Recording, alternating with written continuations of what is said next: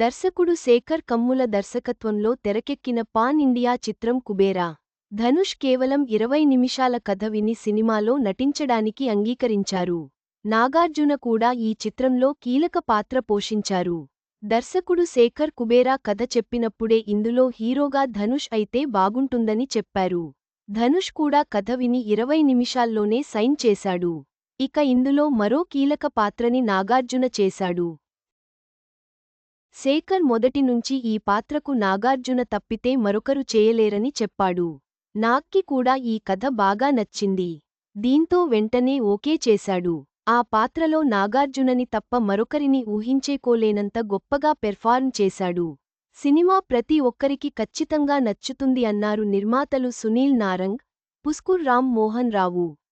శేఖర్ కమ్ముల దర్శకత్వంలో super star Dhanush, king Nagarjuna, Rashmika Mandanna ప్రధాన పాత్రల్లో నటించిన pan India movie Kubera.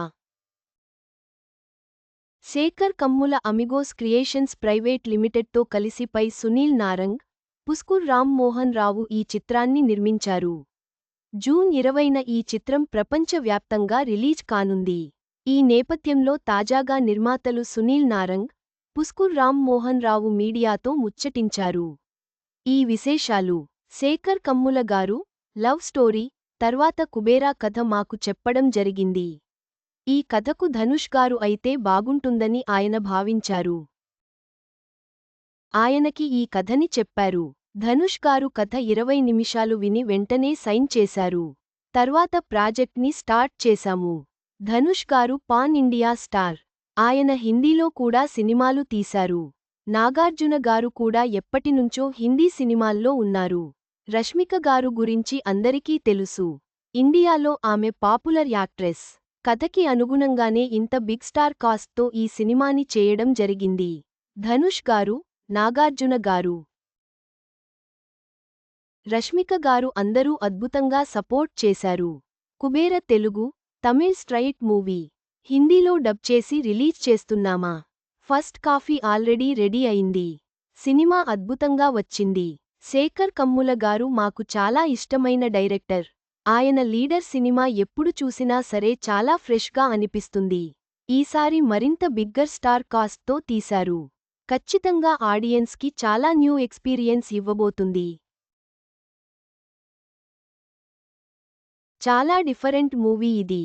Sekhar Kammula గారు స్టార్స్ని క్యారెక్టర్స్గానే చూస్తూ సినిమా తీసే ఫిలిం మేకర్. ఈ సినిమాలో కూడా క్యారెక్టర్స్ కనిపిస్తాయి. శేఖర్ గారు మంచి ఎమోషన్స్తో ఆడియన్స్ని టచ్ చేస్తూ ఫీల్ ఉండే సినిమాలను తీస్తారు. ఈ సినిమా కూడా అలాంటిదే. ఇందులో ఉండే ఎమోషన్స్ ఆడియన్స్కి కనెక్ట్ అవుతాయి. రియల్ లొకేషన్స్లో షూట్ చేయడం ఎప్పుడూ కూడా సవాల్తో కూడుకున్నదే. ఈ సినిమా కోసం అన్ని రియల్ లొకేషన్స్లోనే షూట్ చేశాం. రియల్ స్లమ్స్, గార్బేజ్, డంపింగ్ యార్డ్స్లో తీసాము.